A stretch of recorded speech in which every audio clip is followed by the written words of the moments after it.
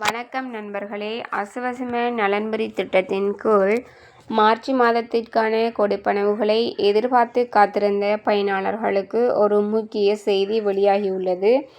இன்று முதல் பயனாளர்களின் வங்கிக் கணக்குகளில் பணம் வேப்பிலிடப்பட்டு வருவதாக சமூக நலன்புரி சபை அதிகாரபூர்வமாக அறிவித்துள்ளது.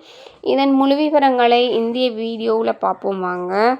முதல்ல அசுவசம திட்டத்தின் முதலாம் கட்டத்தின் கீழ் உள்வாங்கப்பட்ட பயனாளிகளுக்கான விவரங்களை பார்ப்போம். மொத்தம் 14 லட்சத்துக்கும் அதிகமான குடும்பங்களுக்கு இன்றைய தினம் நிதி பகிர்ந்தளிக்கப்பட்டுள்ளது. இதற்கென அரசாங்கம் சுமார் 1117 கோடி ரூபாவிற்கும் அதிகமான நிதிகளை ஒதுக்கி பயனாளிகளின் கணக்குகளில் நேரடியாக வேப்பிலிடப்பட்டுள்ளது.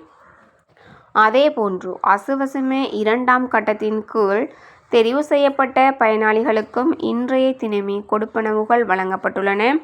இதற்காக அரசாங்கத்தினால் 235 கோடி ரூபாவிற்கும் அதிகமான தொகை ஒதுக்கப்பட்டுள்ளது. இந்த தொகையும் தற்போது அந்தந்த பயனாளர்கள வங்கி கணக்குகளில் வரவு வைக்கப்பட்டுள்ளதாக சமூக நலன்புரி சபை உறுதிப்படுத்தியுள்ளது.